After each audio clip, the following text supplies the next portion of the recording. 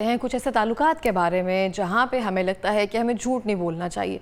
ये चीज़ें तो वैसे हमें अपनी ज़ाती ज़िंदगी में भी अपनानी चाहिए, वहाँ पे भी अप्लाई करनी चाहिए, तो मुझे लगता है बहुत सारी रंजिशें मसाइल से बच सकते हैं। लेकिन अगर हम अपनी ज़ाती ज़िंदगी में ये सब चीज़ें नहीं करते हैं, अपने झूठ की बुनियाद पर या फिर बहुत सारी ऐसे बददयानतियों की बुनियाद पर या कुछ ऐसे मसाइल की बिना पर हम किसी लीगल मसाइल में आ जाते हैं, तो एक इंसान होता है जो हमें इससे निकालने की, हमें डिफेंड करने की भरपूर कोशिश करता है, जिसे हम वकील कहते हैं। अब कहा जाता है कि बहुत सारी सूरतों में वकील से आपने झूठ नहीं बोलना होता, जो चीज़ें जो मामलात होते हैं उसके सामने वो बिल्कुल ठीक तरीके से पेश करना होता है। आपका और आपके वकील का रिश्ता कुछ एक राजदान की तरह होता है कि बहुत सारी ऐसी बातें जो आप किसी के सामने पेश नहीं रख सकते हैं, उसकी बिना पर डिफेंडिंग स्टेटमेंट्स या फिर करके जो भी आपको दिफा करने की, आपको बचाने की भरपूर कोशिशें की जा सकती हैं।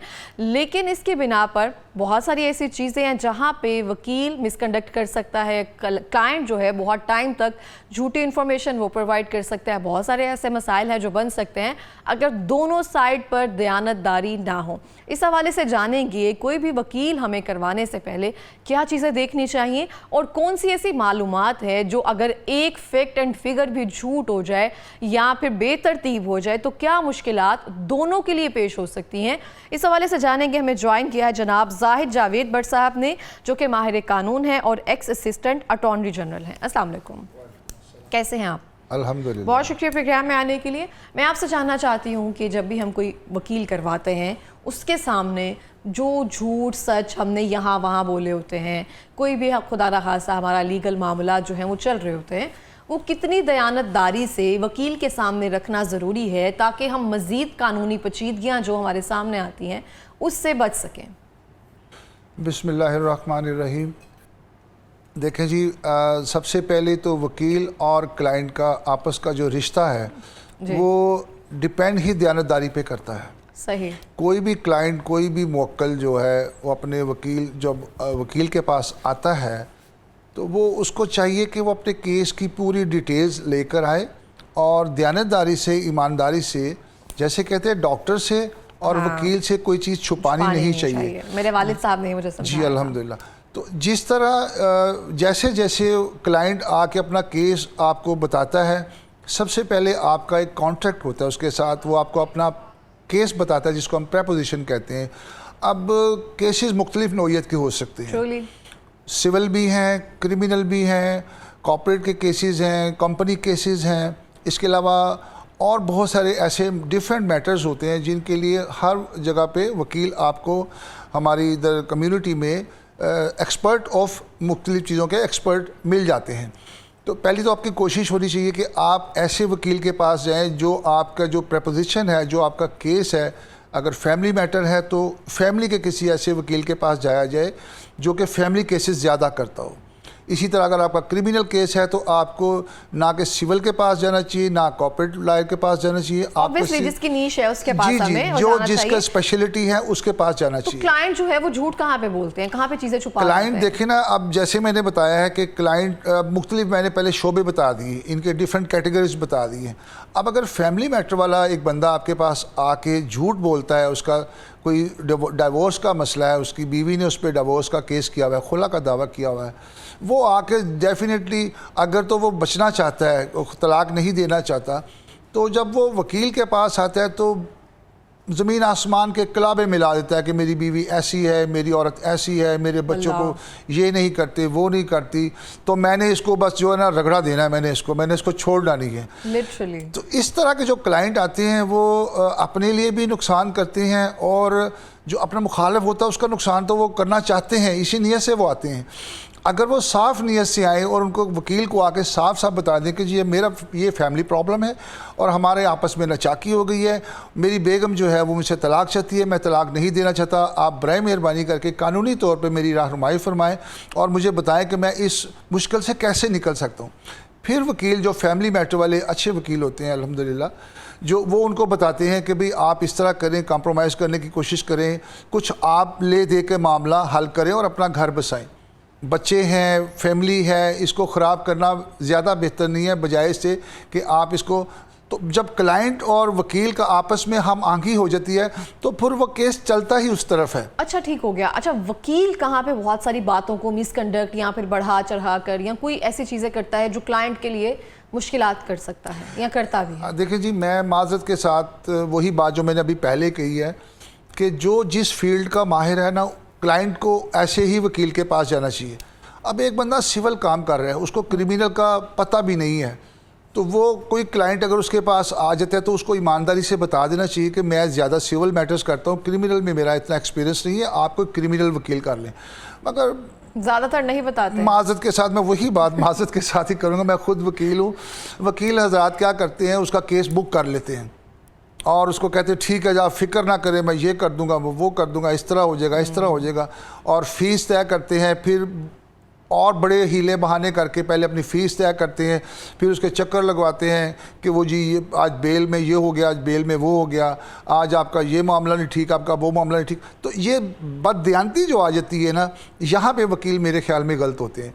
वकील को अगर केस समझ नहीं आता या उस फील्ड का माहिर नहीं है तो मेरे ख्याल में उसको अपने क्लाइंट को ईमानदारी से बता देना चाहिए। मेरे ख्याल में नहीं, बिल्कुल बता देना चाहिए। जी, मेरा जो अपना ज़ाती ख्याल है ना, मैं तो यही समझता हूँ। बाकी वकील अगर दूसरे नहीं समझते, मैं अब इसलिए कह रहा हूँ कि अगर दूसरे वकील ये नहीं समझते, और माजरत में इसलिए कर रहा था बार बार कि ये बेसिकली एक दुकानदारी है। दुकान पे कोई भी आपका ग्राहक आ जाए तो आप चाहते नहीं कि आपका ग्राहक दुकान छोड़ के चला जाए या आपको मतलब केस आपके पास बुक ना हो। कोशिश यही होती है वकील की कि कुछ ना कुछ सुना के उसको वकील को केसेस को बुक कर लिया जाए। मगर ये वही बेईमानी और बददियानती के ज़ुमरे में आता है। ऐसा नहीं करना चाहिए। क्लाइंट को बता देना चाहिए कि ये केस आपका इस तरह होगा और इस तरह होना चाहिए। ऑब्वियसली अगर किसी डॉक्टर के पास जाते हैं जो उसका स्पेशलाइज नहीं होता है तो बीमारी जो है वो मजीद बढ़ती जाती है और फिर वो नासूर बन जाती है, जिसको ट्रीट करना बहुत मुश्किल जी बिल्कुल, वो ख़राब हो जाता है। इसी तरह अगर किसी का केस ख़राब हो जाए तो उनकी भी नस्लें उजड़ जाती हैं, उनके ख़ानदान तबाह हो जाते हैं। सिविल केस हो, क्रिमिनल हो या कोई भी केस हो, अगर क्लाइंट आपके पास केस लेके आया है और आप उसको अच्छी तरह हैंडल नहीं कर सके और आप उसको कानूनी लिहाज से पूरा नहीं कर सके तो उसका तो बेड़ा गर्क हो गया ना। बाद में जाके फिर पता चलता है कि इनको तो पता नहीं, फिर वो दूसरा वकील तब्दील करता है और दूसरे वकील के पास जाता है। मगर इतने अरसे में बड़ा वक्त गुजर चुका होता है और क्लाइंट का लामहला नुकसान हो जाता है। वकील अपने क्लाइंट के लिए जो विनिंग स्ट्रेटजी होती है उसको कैसे तरतीब देता है? सेम नीश का है जिसका उस चीज़ का मसला है, उसी ताल्लुक से उसका जो है जो भी वकील है जो नीश है उसकी अगर क्रिमिनल के हवाले से कुछ है, क्लाइंट भी उस हवाले से चाहता है, उसके लिए विनिंग स्ट्रेटजी कैसे तरतीब दी जाती है?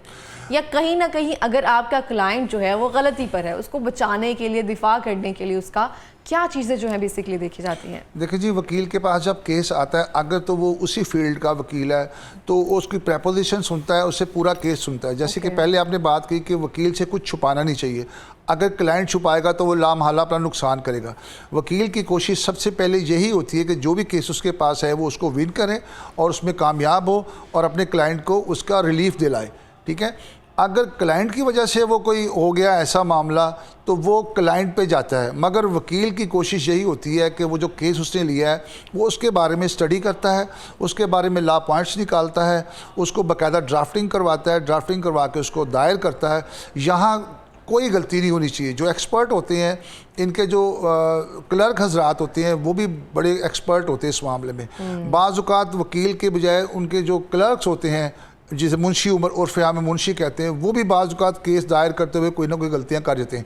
इसलिए क्या गलती जो है अगर दायर कर दी जाए, टाइपोग्राफिकल कोई गलती हो गई, नाम चेंज हो गया, ज़मीन का रकबा चेंज हो गया या कोई ऐसी चीज़ चेंज हो गई, अगर टाइपोग्राफी उसमें मिस्टेक में, टाइपोग्राफिकल मिस्टेक में, तो वो तो क्लाइंट भुगतेगा ना। फिर आप जब वकील को पता चलेगा कि ये गलत लिखा हुआ है, फिर बात का ये होता है कि अगर कोई गलत बात लिख दी जाती है या कोई और इजाफा हम करना चाहते हैं तो उसमें हम केस को विड्रॉ करते हैं पहले इस शर्त पे कि हम इसको दोबारा दायर करना चाहते हैं, तस्हीह करके इसको ठीक करके, वो फिर हमें कोर्ट इजाज़त देती है। अभी रिसेंटली ना मेरी नज़र के सामने से ना एक केस गुजरा था जिसमें एक खातून थी जिन्होंने अपना हक महर जो है वो 10 लाख रुपया लिखवाया था जी। लेकिन वो मौलवी या फिर किसी की गलती से वो 10,000 रुपये लिखा गया, एक सिफर जो है वो शायद माइनस हो गया, 1 लाख लिखा गया या 10,000 10,000 रुपया लिखा गया। तो ये जो लिखने वाली, जैसे आप कह रहे हैं, टाइपोग्राफिकल मिस्टेक्स हैं, ये किस हद तक पहुंचा सकती हैं? अब अगर वो उस चीज़ का मुतालबा करते हैं तो आपके निकाह नामे पे तो वो 1 लाख रुपया रकम लिखी हुई है। जो निकाहनामे में लिखी गई है उसमें वकील की कोई गलती नहीं है। वकील ने ग्राफिकल मिस्टेक, रिटर्न मिस्टेक तो आ गई ना उसमें। अब आगे तो कोई अब उसको देखिए, नहीं कर निकाहनामे सकता। में जो रिटर्न आ गया है ना, जो चीज़ लिखी गई है निकाहनामे में, उस पर अगर कटिंग हुई है तो वो भी गलत है। जो लिखी हुई है, वकील को अगर चाहिए, वकील को अगर उसने बताया है कि मेरा इतना हक में आ रहा है, उतना मैंने इतना लेना है, तो लामहल्ला वो उतना ही लिखवाएगा जितना उसका क्लाइंट कहेगा। समटाइम्स ये भी तो होता है ना, हक में है तो थोड़ा होता है, ज़्यादा लिखवा देते हैं, उसमें चेंजिंग करके, अगर ये गलत बात है ना।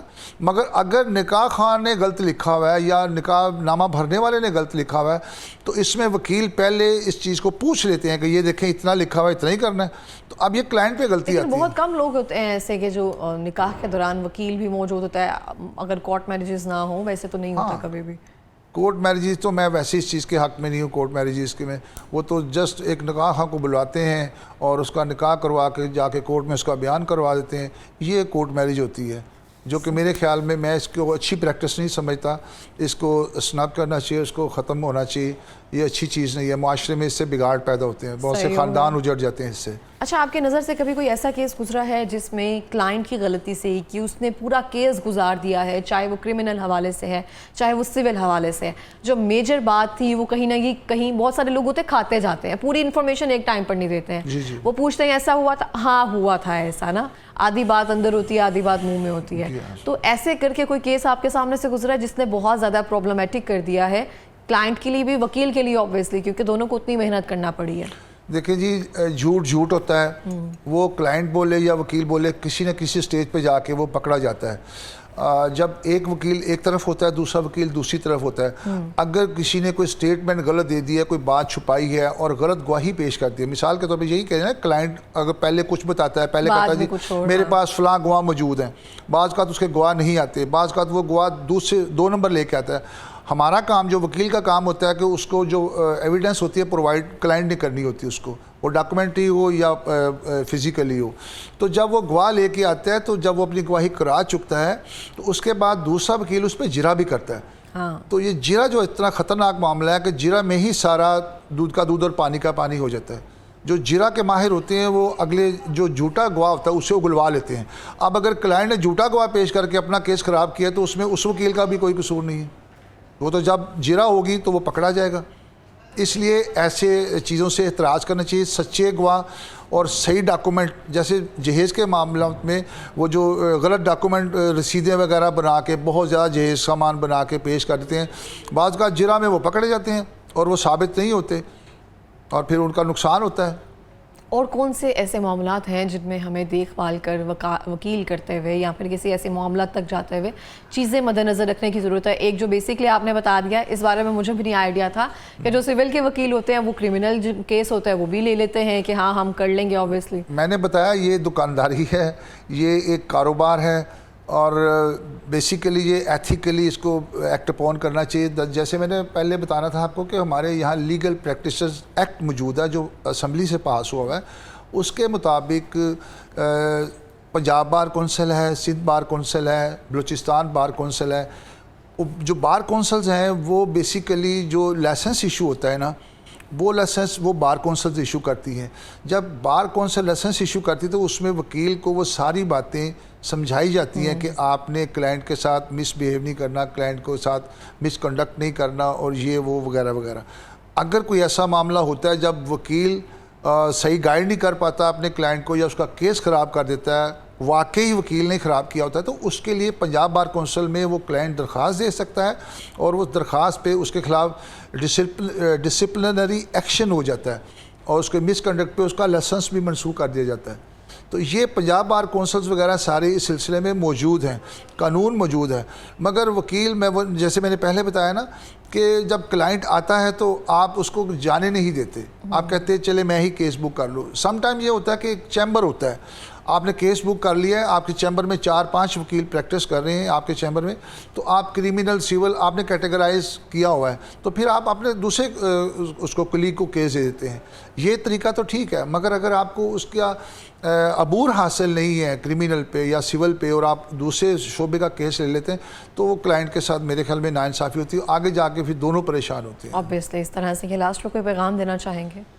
पैगाम मैंने हमेशा कानून की बालादस्ती का और कानून के मुताबिक काम करने का ही हमेशा देता हूँ। माशरे में हमारे ज़्यादा बिगाड़ इसी वजह से पैदा होते हैं कि जब हम कानून की पासदारी नहीं करते, कानून पे अमल नहीं करते। अगर आपके साथ कोई ऐसा प्रॉब्लम हो गया जिसमें आपको लीगल असिस्टेंट दरकार है, तो ज़ाहिरी बात है आपको कानून का नहीं पता, वकील को कानून का ज़्यादा पता है, तो वकील को जाके अपनी प्रॉब्लम बिल्कुल एग्जैक्टली सही वही बताएं जो आपको चाहिए। ये नहीं कि आप बदला लेने की खातिर किसी दूसरे ख़ानदान को बस सिर्फ अदालतों में घसीटने के लिए अदालत में आ जाएं। इस तरह अदालत का भी टाइम बर्बाद करेंगे और आप अपना भी खाना ख़राब करेंगे। इसलिए बेहतर है कि ऐसे कामों से बचना चाहिए। वकील और क्लाइंट का रिश्ता बड़ा मुक़द्दस रिश्ता है, इस रिश्ते को अच्छी तरीके से निभाना चाहिए माशरे में। बहुत बहुत शुक्रिया आपका प्रोग्राम में आने के लिए।